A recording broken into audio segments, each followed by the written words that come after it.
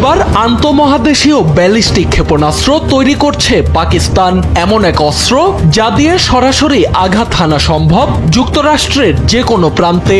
মার্কিন গোয়েন্দা প্রধান তুলসি গাবার্ডের ভাষ্য, এই সক্ষমতা অর্জনের দিকেই এগোচ্ছে ইসলামাবাদ। 2026 সালের বার্ষিক হুমকি মূল্যায়ন প্রতিবেদন উপস্থাপন করতে গিয়ে তিনি জানান, রাশিয়া, চীন, উত্তর কোরিয়া, ইরান এবং পাকিস্তান এই 5 দেশ এখন যুক্তরাষ্ট্রের জন্য সবচেয়ে বড় পারমাণবিক হুমকি হিসেবে উঠে এসেছে।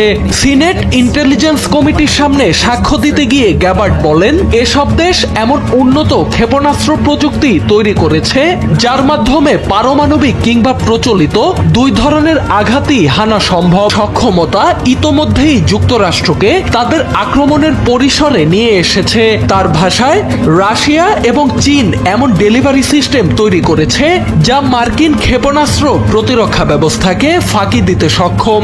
উত্তর কোরিয়ার ক্ষেপণাস্ত্র ইতোমধ্যেই মার্কিন ভূখণ্ডে পৌঁছানোর সক্ষমতা অর্জন করেছে এবং তারা তাদের পারমাণবিক ভান্ডার আরো বাড়ানোর পথে এগোচ্ছে।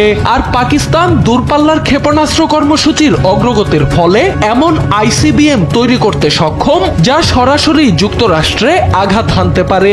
একই সঙ্গে তিনি সতর্ক করে বলেন, বিশ্বজুড়ে এমন ক্ষেপণাস্ত্রের সংখ্যা দ্রুত বাড়ছে।